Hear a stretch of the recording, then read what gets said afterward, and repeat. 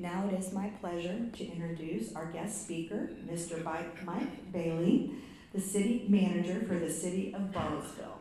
Mike is a proud graduate of Bartlesville High School and holds a Bachelor of Accounting from Langston University of Tulsa. Mike is also a certified public accountant who has worked for the City of Bartlesville in various leadership roles for almost 20 years, and he currently serves as the City Manager for the City of Bartlesville. At the state level, Mike is a board member for the Oklahoma Municipal Assurance Group, the Oklahoma Mid-Sized Cities Coalition, the Oklahoma Municipal Natural Gas Coalition, and the City Managers Association of Oklahoma.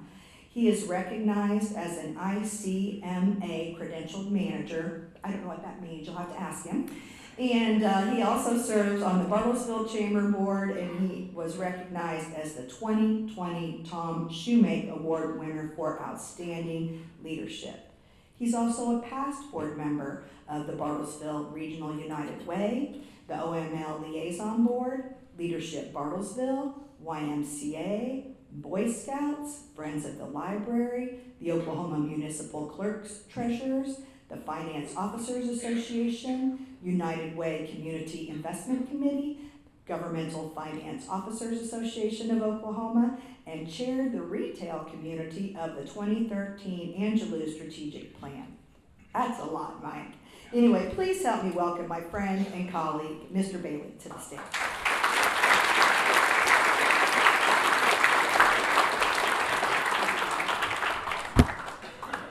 Thank you all.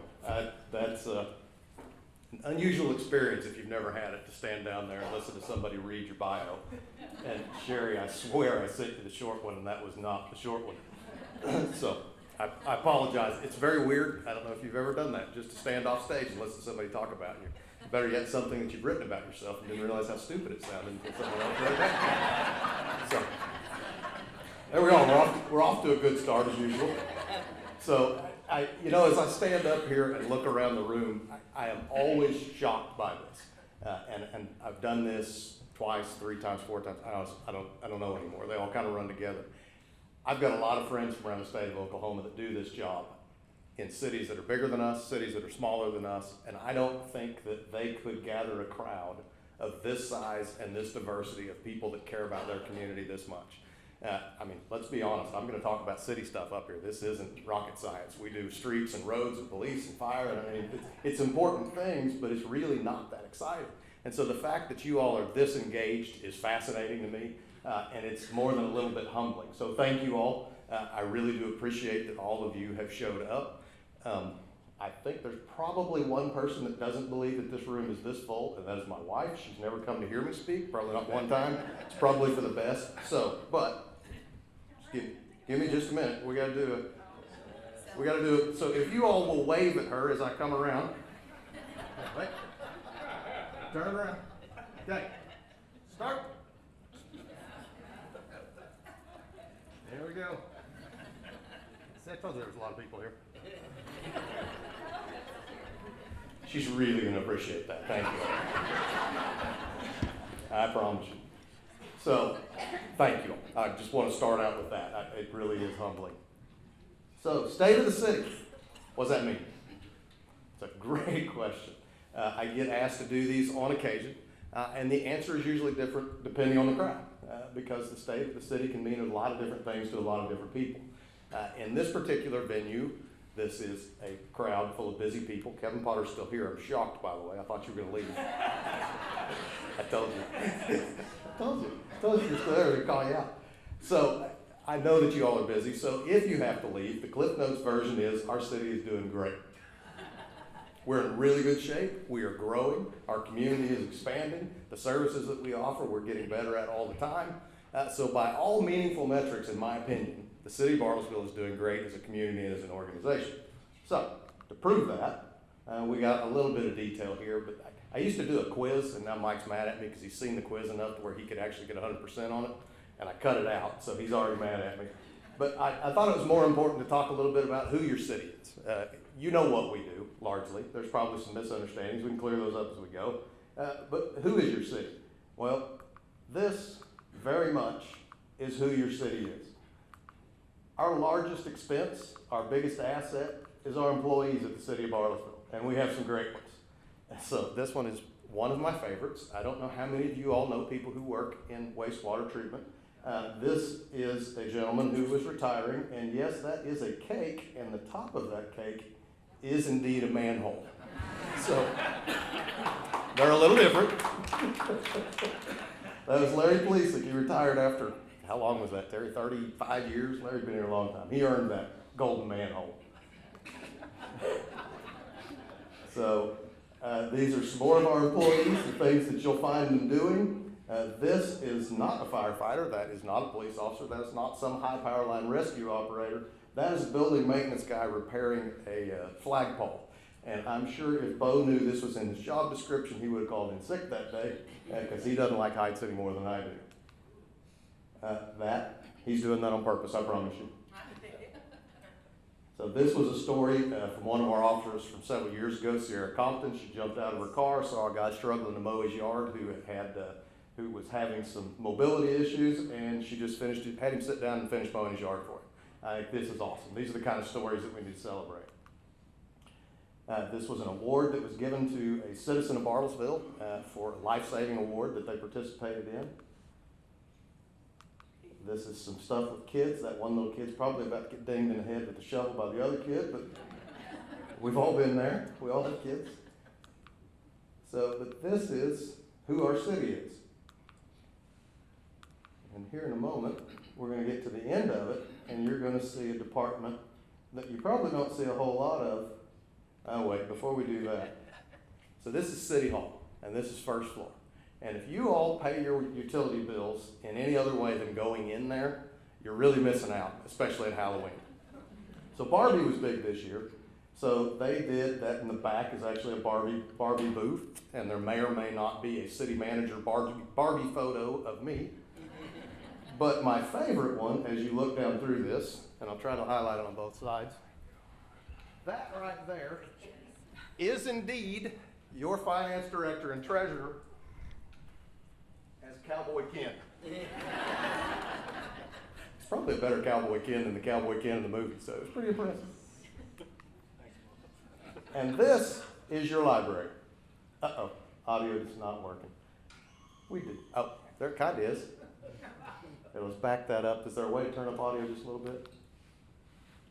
So the library actually has a TikTok account, and that's because in the ways that we communicate with people have changed significantly over the years. This event is great. I get to talk directly to 200 of you, but there are 38,000 people in our community, and some of them won't come to events like this. But they do things like view TikTok. So our library has a TikTok account. Pancake.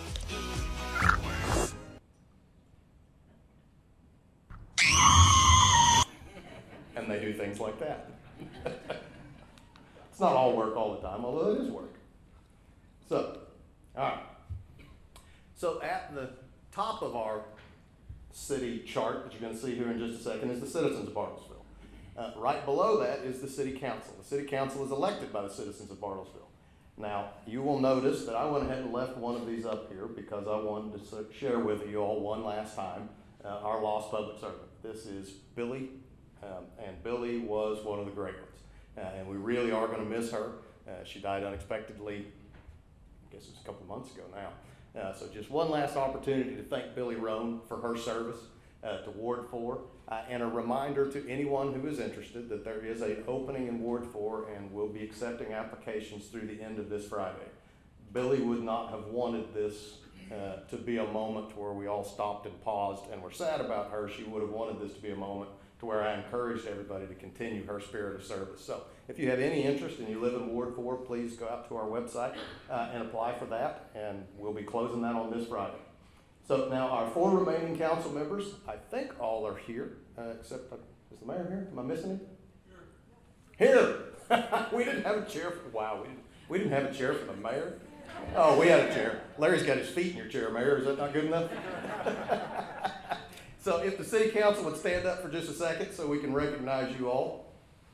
Come on, I know who you are. I'm watching this.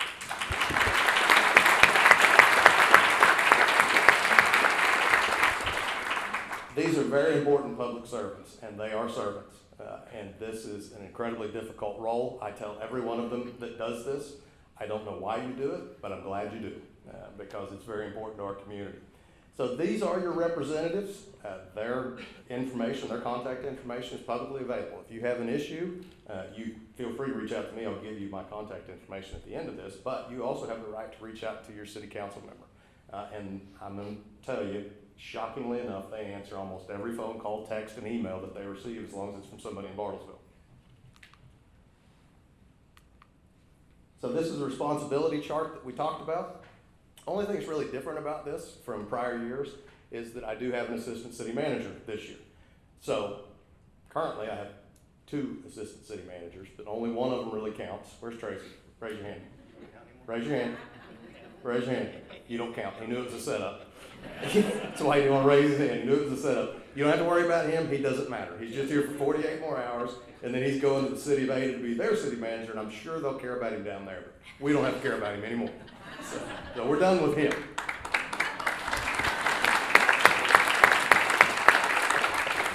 Trust me, he's really shocked that was a setup. Laura, if you would stand up, I'll be nice to you. So this is our new assistant city manager, Laura Sanders, and she's going to stay with us. So excited to have her on board. Her and Tracy have been working really closely together over the last few months, so it'll be a very seamless transition. So we're excited to have her in that position, and now she just has to figure out how to replace herself, as she was our HR director prior to this. So, and directors, if you'll raise your hands so we can recognize you. Go on. Thank you all. That's how everything gets done, is through them. I get to do things like come and talk to you all. So finances. So I mentioned earlier that I'm a CPA, so there's a lot of different ways to measure a city and to think about the way that they are and whether it's successful and what is the status of the city. And so, of course, for me, given my background in education and training, I think it's really important for us to view it from a financial perspective. So this is how cities are financed, almost solely. We receive some other revenues, but from an operational perspective for general operations, excluding utilities, this is how we pay for it. So you'll see that in Washington County, sales tax is 8.9%, and here's how it's split up. State of Oklahoma gets 4.5%, Washington County gets 1%. Sorry, I keep forgetting about the people on this side of the room, and this is what Bartlesville gets. Now, that is further broken down, and we get 2.65% for operations, and then there are 2 dedicated sales taxes. One of them is economic development, where's Bartlesville Development Authority. They do a great job, and Chris said if I said that, he wouldn't ask any questions. So, thank you. You're welcome. And then capital improvement sales tax, we have a 0.5 cent. Those 2 actually come back up for renewal. So the operating sales tax is permanent, but the 0.5 cent and a 1/4 cent come back up for renewal. So we get to come back to you every 5 years, explain what we've done, and then you get to decide whether it was good enough to warrant renewing those taxes. So they're 2 of my favorite taxes that we have. So here's what our general fund looks like, and I only bothered to name one of those slices of the pie. That's where the money comes from. That is 71% taxes, and that's largely sales tax. So, how's sales tax do? By the way, I also promised Andy, this is your microphone, right? Hello, Andy. He'll appreciate that when he's listening to his headphones later on. So, how does sales tax compare with inflation? When you look at this, we started all the way back in 2009. This was right before one of our recessions. After that recession, we had a hard time paying for the basic services that the citizens expected. And so you can see anywhere that solid line is below the dotted line, those were years that we struggled to pay for our basic functions, the basic services that we provide. Now, as those 2 even up and eventually grow above, that is because the citizens of Bartlesville okayed a sales tax election. So we increased our sales tax at that point in time, and that's when we caught back up with inflation. Things have gone very well. This is COVID. It did really weird things, and suddenly we're ahead. It has been a very strange thing. None of us would have predicted that the economy would behave in the manner in which it did after COVID. But there it is. We're actually still doing very well. You'll notice at the end, they're starting to get close together again. This is somewhat expected because of the next slide, which is use tax. So use tax is new to Bartlesville. We've had it for 13 months. And so you can see what it has produced. It has produced way more than we anticipated that it would. This accounts for sales tax on internet purchases. Is primarily what you'll find here. There's also a business tax, but it's primarily sales tax on internet purchases. So as this grows, and trust me when I say it has grown, we only have 13 months of data, but other cities that have years where their sales tax has shrunk, use tax has taken off. So this is a big part of that reason. People convert their shopping that they used to do in Walmart and Lowe's, they convert that over to Amazon and things of that nature. So those sales are captured here. So it's performed extremely well. This is relatively new to us, and we're still tracking it to see exactly what's going to happen. So that's money, that's all of that, and that's good stuff. But what does that mean to you all? You're the citizens of Bartlesville. You don't really care how much money we have. You care what we do, right? And so what this has allowed is a much higher level of investment in capital expenditures. So not only now do we have our general obligation bonds and the dedicated sales tax, we also are able to use some general operating money to accomplish a lot of things in capital. So we've got a much higher level of expenditure in capital items, higher wages for city employees. I showed you that first slide. Our biggest expenditure is employees, and they are our biggest asset. And in order to do as good a job as possible providing services to the citizens of Bartlesville, we have to be able to recruit and retain people. So this is always high on our list. We want to be able to get the best talent. Just like all of you, I suspect, in your businesses, you're all trying to get the best talent. Well, so are we. So this is very important for us. We've been able to increase public safety. We've expanded several programs, school resource officer program in partnership with Bartlesville Public Schools and with Tri-County Tech. We now have a school resource officer on every campus in Bartlesville, Oklahoma. We're one of the few cities that could say that. And again, that was through a partnership, but also due to this growth. We've created a park patrol unit. We have a critical incident response team, which is unique. This is something that we're attempting to address the mental health issues in our community head on. And to do this in a manner so that we're being proactive towards it. We can hopefully address these things in the field so that they don't escalate. So that is a very important team for us. And then we've also managed to grow our emergency dispatchers. This is the critical backbone of public safety. Whether you're in the ambulance, if you're on a fire truck, if you're a police officer, a sheriff, whatever you are in this region, these people are your critical lifeline. So we're proud of all of those things. We believe that it adds a lot of value to our community. And then one of the last things is honestly not last on the list. It's one of our most important as well. We've been able to add to our rainy day fund. So this is at the highest level of investment we've ever been at. Every year we have added to this above the level of what we're required to. There's a certain minimum level that the city council has to put into this every year by law, but we've been able to exceed that. So we are extremely financially sound as far as communities go. So capital improvement funding, because this is generally something that is relatively important to people. This is what you see, right? Now, you don't see most of the things we do unless something went wrong and you need us, or if something we were doing went wrong and you need me to tell me about it. Other than that, capital improvements are what you mainly see. So we have a sales tax that we talked about a little bit. That's a 1/2-cent sales tax. This is an interesting one because we go back out for election every 5 years. And we only know how long the tax is going to be in effect. We can only estimate how much it's going to bring in. So we think we know. So when we come out to an election every 5 years, we say, these are the things we intend to do, and then you say yes or no. Hopefully our estimates are on, or maybe even low. Low's not bad either when you're dealing with things like this. But this is used generally for smaller items, vehicles, equipment, small improvements. And then this is our second biggest source, general obligation bonds. And so these general obligation bonds are another one that we come out about every 3 years. We come back out, we explain what we have done with prior funding. We give you a list of projects that we would like to accomplish with the next year's GO bonds. And again, you get to choose. You, the citizens of Bartlesville, get to choose if you want to spend your money in this way. So this raises about $5 million per year.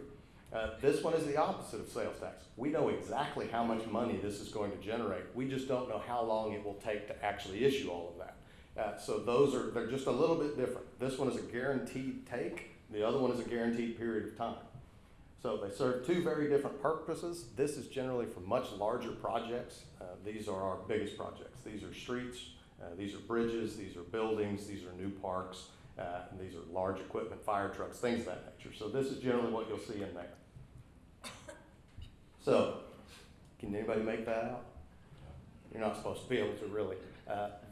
Really what this shows you is that we have spent money all over this community. This is your funds. These are your capital funds that you've spent since I think this slide is from 2008. We list from 1999 so that you can see the percentages. You'll notice that the largest expenditure is typically streets.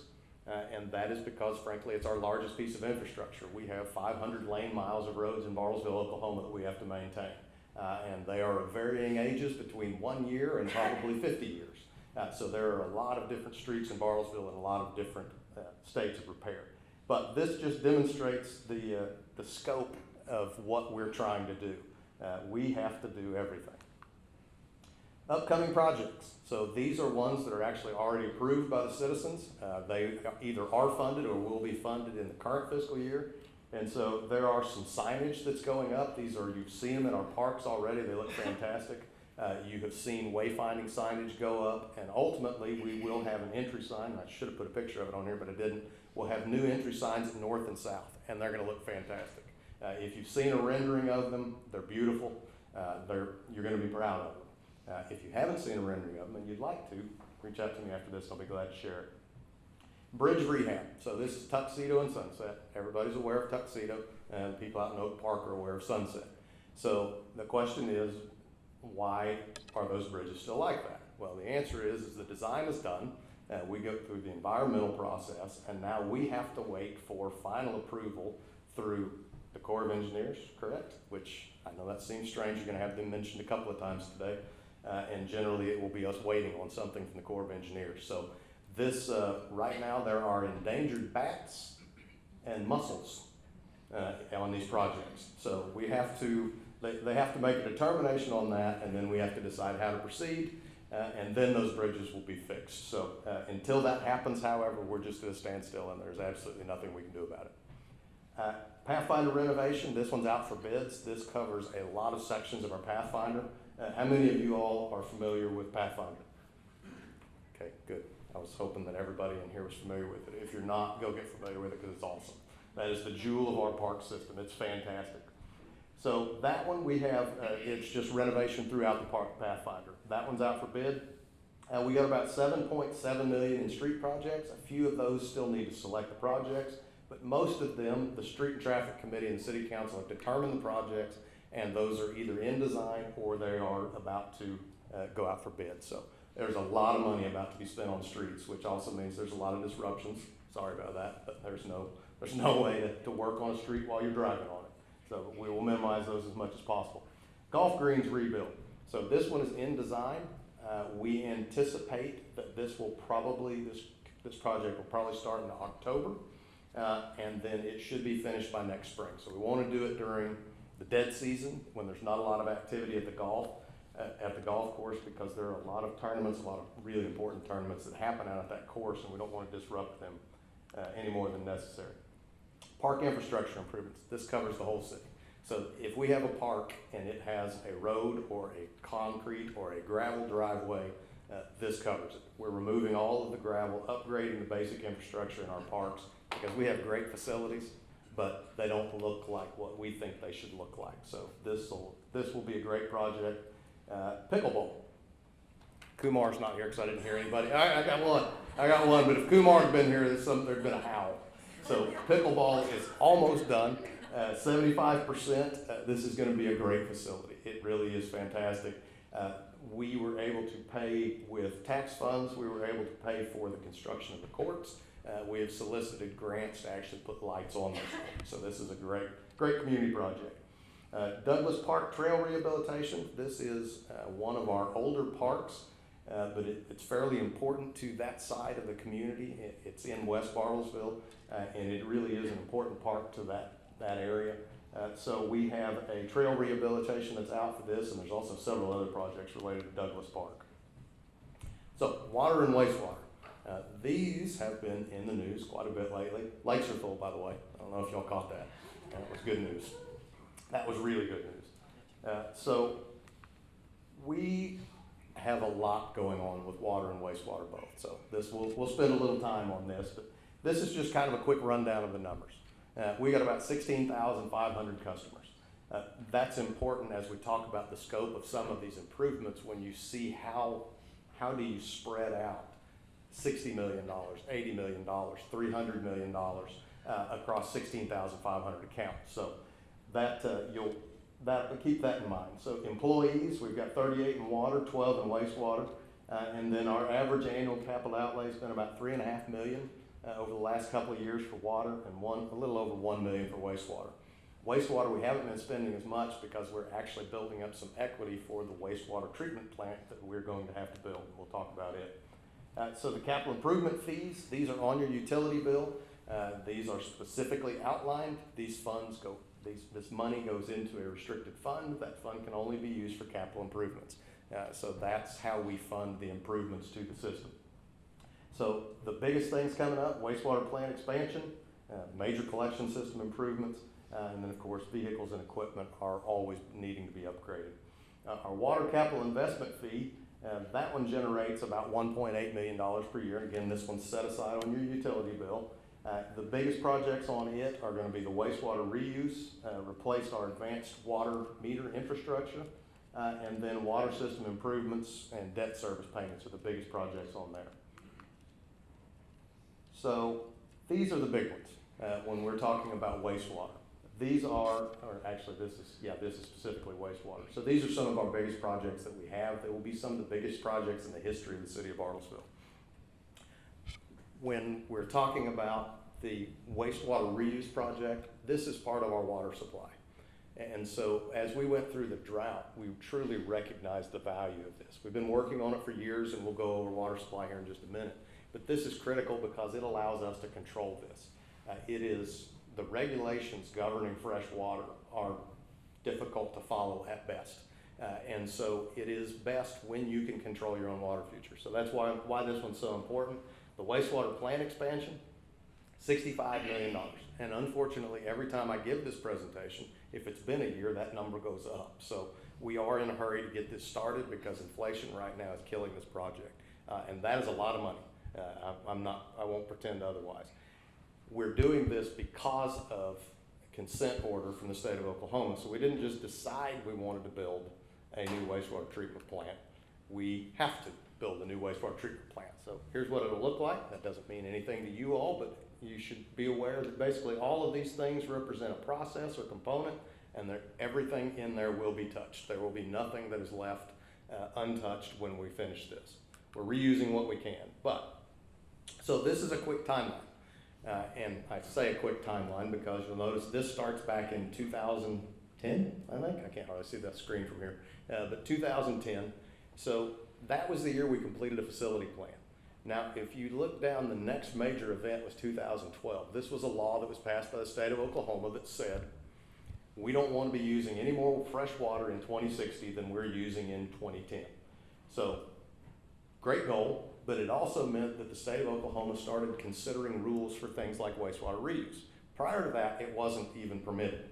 So we were grateful that they did this, but it also meant that we had to reevaluate our facility plan because our facility plan actually created a second wastewater treatment plant which directed flows away from the wastewater treatment plant that we want to use for reuse. So that set us back. All right, well, let's step back and reimagine this. So then 2013, we get something from ODEQ telling us what we need to do. It has a due date of 17. Then you'll notice in 05, they gave us a little more flexibility, but now our design was due in 2019. And so you can work your way down through this until you get all the way to the bottom, and you will see that in 2022 was our last official action. This is currently under design. Terry, probably 50% plus on design. This is a massive project, by the way. To have design done on a $65 million facility is incredible. So 2026, construction is expected to begin. 2030, construction is expected to be complete. Now, if you followed this, you'll notice that every time we took an action, then there was an action by the state. And we took an action, there was an action by the state. So does anybody care to predict what happens after construction is complete? If you guessed a new consent order, you would probably be correct. In fact, I think they've already added this to our consent order now. We've reached the point at which this has been added to it officially. So this is the main collection system improvements. And this will be the next phase after the wastewater treatment plant to become compliant. And this is $30 million. So of those two projects we've just mentioned, that's $95 million that has to be split between 16,800 customers. So it's a lot of money. So we've done everything we can to prepare for this ahead of time. That's why we started raising utility bills 5 years ago instead of waiting until we got the loan. That's a little bit of sticker shock. So we built up a little bit of capital. We've been able to absorb some of this over time, and we'll try to minimize the effect on ratepayers. But these are not options. This is how government works when it comes to the state or the feds. They come in, they tell you what you're going to do, you negotiate, and then you do what they said ultimately. So long-term water supply. Enough bad news about wastewater. We'll get that fixed. Don't worry. It's just money, I guess. But water supply. This has obviously become a very important component for our community over the last few years. So here is a quick rundown of water supply. Our current water supply, we have Beulah Lake, we have Hudson Lake. By the way, this isn't the Hudson Lake you'll find online. This is a city-owned lake. That one's much bigger, so if you look at it, you'll think they're crazy. They've got plenty of water. It's not that Hudson Lake. It doesn't have much in it. The Caney River, which is our oldest source of water, and then we have Copan Lake, but we're relatively limited on Copan Lake right now, and we'll talk about why. So future water supply, we've got water reuse, which is actually under construction, so that's good. Copan Lake, this one, we have a little bit of water rights on it, but we are wanting to expand the amount of water that we have available on Copan Lake. The Corps has a pricing structure that is prohibitive at best, and so we've been working with them trying to reduce that. Our congressional offices are really good about working with us, but even they have run into some roadblocks. So we've worked with Senator Langford, Senator Mullen, and Congressman Burkeen trying to resolve this issue, and we are still working on it and expect that in the next Water Resources Development Act that the feds pass, that there will be, Bartlesville will be mentioned again, which I think will be about the fourth or fifth time that we've been mentioned in the Word bill trying to address these water supply issues. So that is kind of where we are, but here is the timeline as to how we arrived at this. So 01, 02 was the significant drought. I don't know if you all were here during that period of time. Beulah was in a lot of trouble. And so at that time, the council created a Water Resource Committee, and they commissioned a study through the Corps of Engineers. And this is an important component of this, because the Corps of Engineers gave us some recommendations that when we went back, a month ago to investigate, to ask how we would proceed with it, we discovered that some of their recommendations can no longer be followed because of the rule changes. So it's sort of a moving goalpost at times. In 07, they completed the study, and their recommendation was Copan Lake, and then reallocation at Beulah and Copan Lake. That was their top recommendations. So that's when we discovered how much water at Copan Lake cost versus Beulah Lake, and we started working with our congressional delegation. This was back in 2008. So if you're wondering why things don't move faster, well, this is sort of the pace that it moves at the federal level when you're dealing with a federal agency of this size. So in 08, we began working with our congressional delegation. It was Senator Inhofe at the time, and he worked with us as best he could. And eventually, Senator Inhofe actually ordered an audit of the Corps of Engineers because of the frustrations he was having in dealing with them. So the Governmental Accountability Office did an audit of the Corps of Engineers and discovered that the Corps of Engineers didn't have good enough records to determine whether the pricing that they used was adequate. And so it was an interesting finding. It wasn't particularly helpful to us. What was helpful is that it was discovered in that audit that the Corps of Engineers sets pricing by rule, not by law. So there was not a law to change in order to allow them. They just had to agree to give us different pricing. Well, that sounds simpler than it is. But in 2014, Congress commissioned a study. Talked about that one. The study concluded, and then in 2019, we actually made an offer to the Corps of Engineers that we thought was a very reasonable, business-oriented offer, and it was roundly rejected.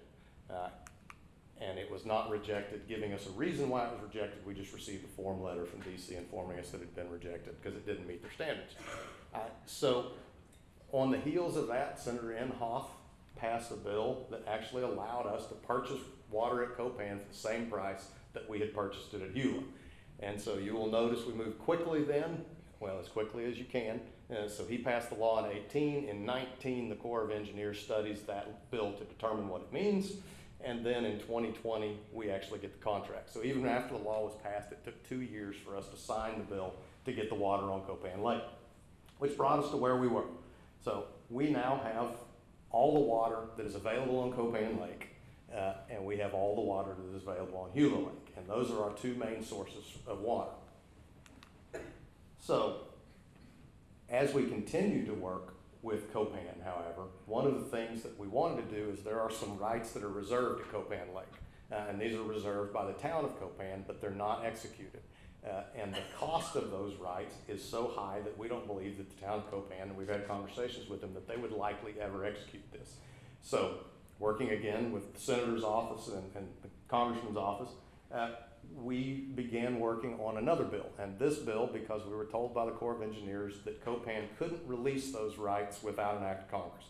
So Congress did take action, allowed Copan to release the rights, but however, the pricing that the Corps determined as part of this bill was again too much. So rather than being the price that we had paid just previously, they decided that it was about half of what it normally would be, which was still 10 times more than what we wanted to pay based on ratepayers.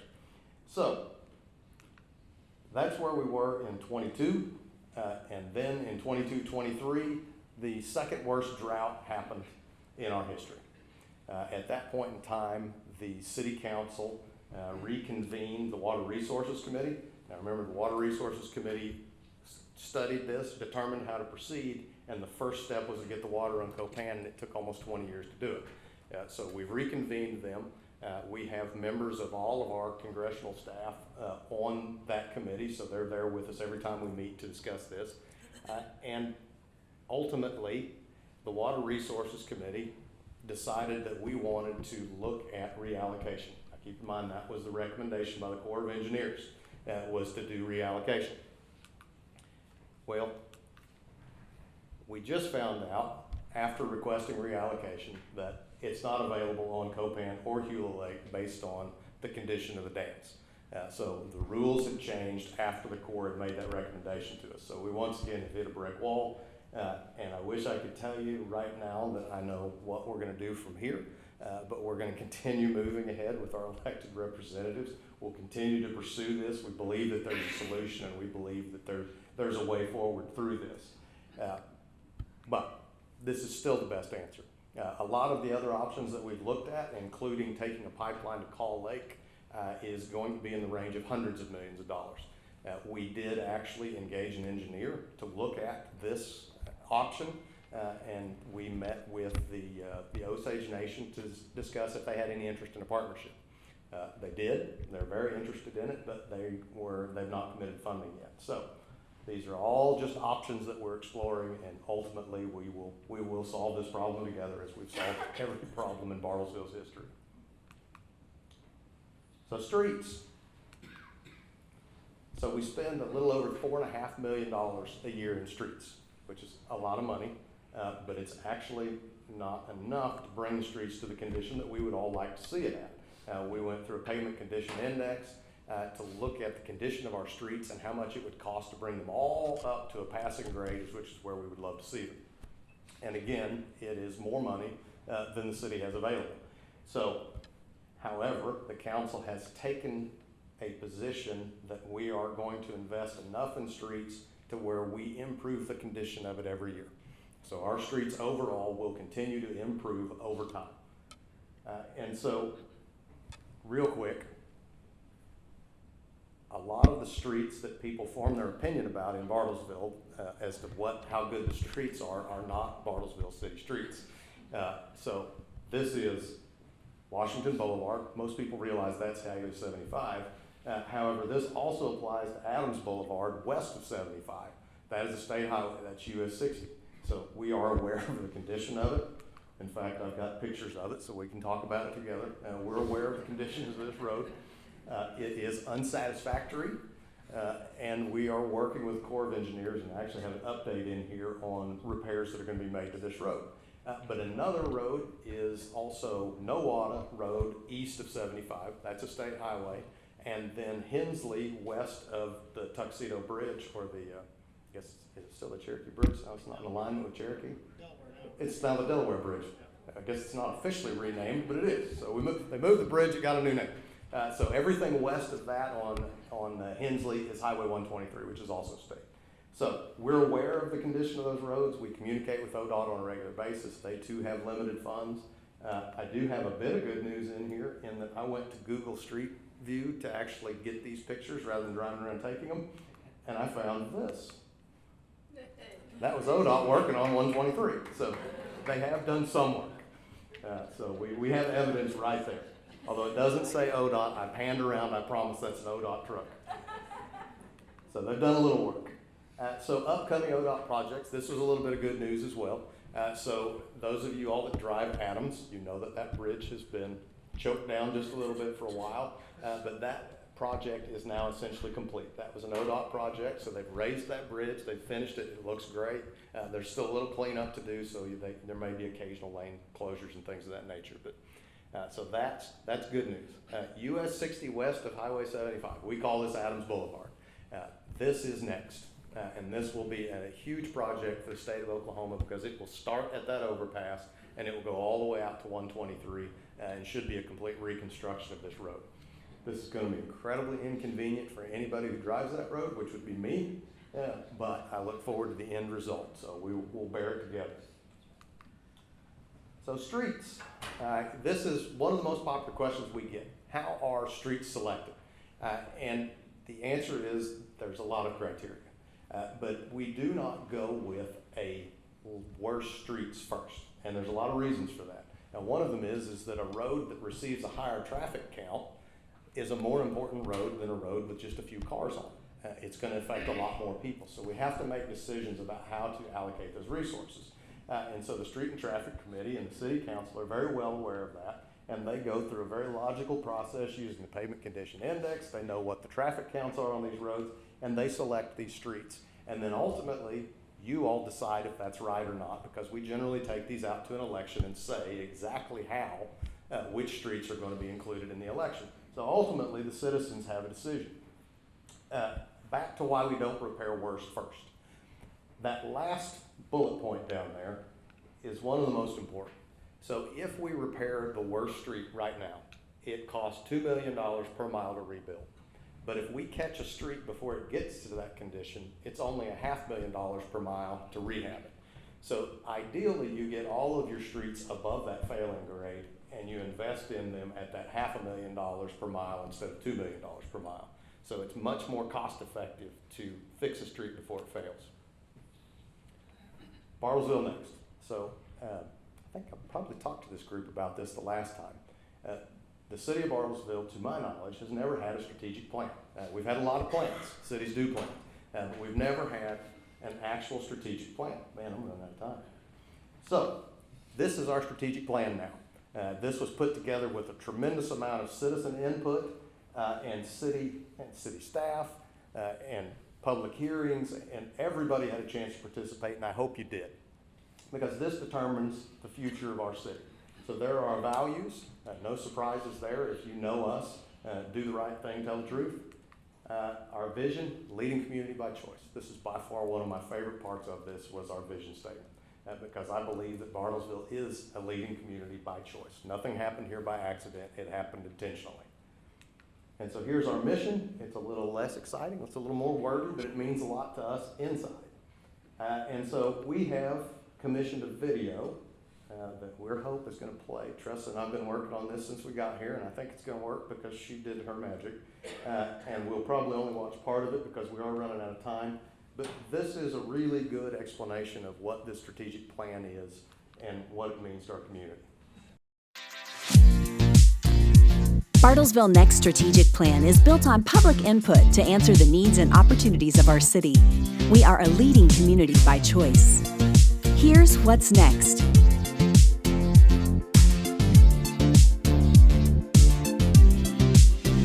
I think over the years, the city has done a lot of studies. That's what cities do. But most of those studies, well, all those studies, were outwardly focused. This was the first time to look inward and say, strategically, where do we want the city, the employees, the processes to go? Where do we want to be in 1 year, 5 years? Bartlesville has never been a community that's happened by accident. Everything that has happened here was done intentionally. And so we want to be a leading community. We believe we are, and we want to continue that. The next strategy is very exciting for many, many reasons. As far as how it began, it really was a collaboration between department heads and directors within the city that talked about what the future of Bartlesville looks like and what we can do to impact that future. You have to find out what we're doing well, what we're not doing well, and kind of develop that vision so that you know where you're going. So that was the first step. And we, the city, wanted to really listen to what their concerns were so that we knew the direction that they wanted us to go.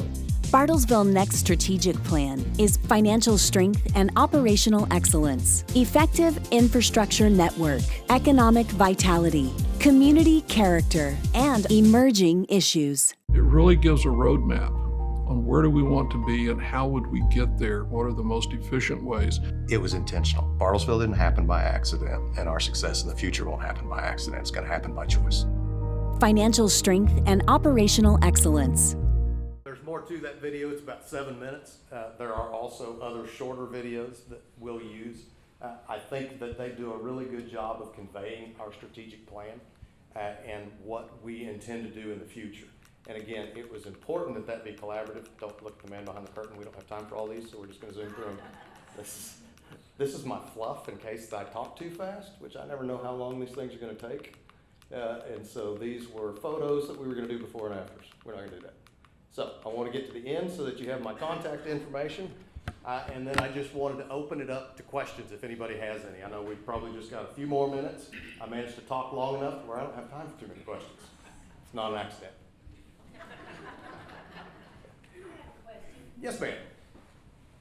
In the long haul, I know it's going to be, I don't know, triple, quadruple to go to call, but would it pay off in the end instead of spending money on Copan and Cuba? I'm just saying that because I have people that go to Copan all the time. Before this year we had the rain, and it was drying up pretty quickly. So the reallocation process at Copan and Hewlett actually raises the water level, so there'll be more available. And so those are by far our most cost-effective methods to increase our water supply.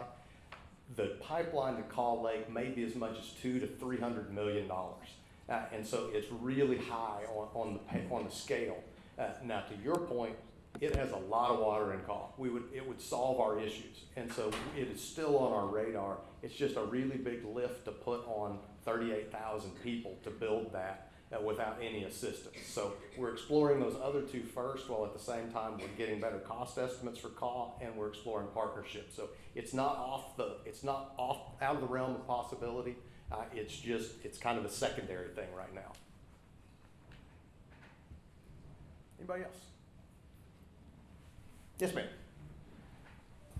My name's Lily. I also have a question about the water. So last year, lots of us, we all got a letter saying about we conserve water. So my question is, what areas are the water being used? Like if we need also business us to use less water, and what are the areas we can really make an impact in the water department? Yeah, and so the conservation efforts were really intended at more of discretionary water use. And so it really was irrigation, outside watering. We know that we can impact that. And so our water shortage also coincided with a period of time at which that was going to be increasing. And so those were the things we really tried to curtail. We also have looked at our major water users, including our water districts. Some of them really did a good job of implementing the same restrictions that we did, and others apparently didn't do quite as well based on the results. So we've kind of analyzed that from residential. I think we had really good compliance for most of the people at their houses. It was really the biggest, and a lot of times our users outside the city of Bartlesville that were the biggest issue. So, but yeah, hopefully we don't get back in that. I don't know if y'all missed that or not. I said it really quick. The lakes are full. So, it's the best news I got for you today. Yes, sir. Yes, sir. How many parks do we have now? I know that number fluctuates just a little bit. Charlie, you're the only person that would ask me a question I don't know the answer to. We have Johnstone, Sooner, Joe Allen Lowe, we have Civitan, we have Douglas, we have Lee Lake, what else? Robinwood, Lion Park, Mackinac Park. Is Mackinac ours? Yeah, Mackinac's ours, isn't it? So we have a lot of smaller parks, but yeah, so 10 plus parks. And in fact, Southeast Park is still known as a park, even though it was never developed. So there's quite a few. We have turned our attention mostly to our larger regional parks because we can have more of an impact on them. And so we actually reduced the number of parks, but we increased the quality of our remaining parks by doing so. Okay. Yes, sir. Hey, Jim.